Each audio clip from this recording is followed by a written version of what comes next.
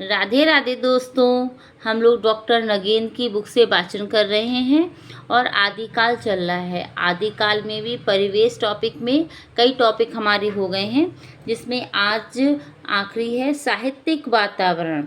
तो आज हम लोग साहित्यिक वातावरण के बारे में पढ़ेंगे। इस काल में साहित्यिक रचना की 3 धाराएं बह रही थीं। प्रथम धारा संस्कृत साहित्य की थी, जो एक परंपरा के साथ विकसित होती जा रही थी। दूसरी धारा का साहित्य प्राकृत एवं अपभ्रंश में लिखा जा रहा था। तीसरी धारा हिंदी भाषा में लिखे जाने वाले साहित्य की थी। नवीं से 11वीं शताब्दी तक कन्नौज एवं कश्मीर संस्कृति साहित्य रचना के केंद्र रहे और इस बीच अनेक आचार्य, कवि, नाटककार तथा गद्य लेखक उत्पन्न हुए। आनंदवर्धन, अभिनव गुप्त, कुंतक, क्षेमेंद्र, भोजदेव, मम्मट, राजशेखर, विश्वनाथ, भवभूति, श्रीहर्ष तथा जयदेव इसी युग की देन है।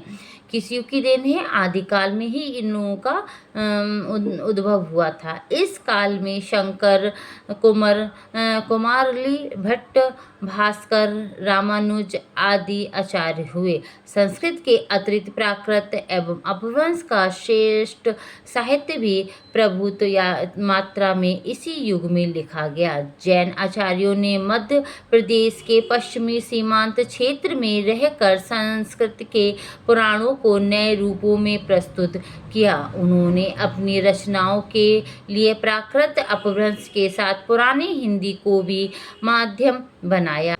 इसी प्रकार पूर्वी सीमांत पर सिद्धों ने अपभ्रंश के साथ लोक भाषा हिंदी को रचनाओं में प्रयुक्त किया।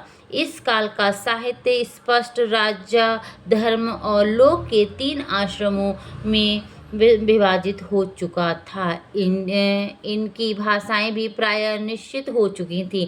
सांस्कृतिक प्रधानता राज प्रवृत्ति को सूचित करती थी। अपभ्रंश धर्म की भाषा बन गई थी तथा हिंदी जनता की मानसिक स्थितियों एवं भावनाओं का प्रतिनिधित्व कर रही थी। संस्कृत के कवियों एवं लेखकों को तत्कालीन परिस्थितियां अधिक प्रभावित नहीं करती थीं। वे काव्य और शास्त्र के विनोदों में ही अपनी रचनात्मक प्रतिभा का उपयोग कर रहे थे। प्राकृत तथा अपभ्रंश के कवि एवं लेखक धन प्रचार में लगे हुए थे।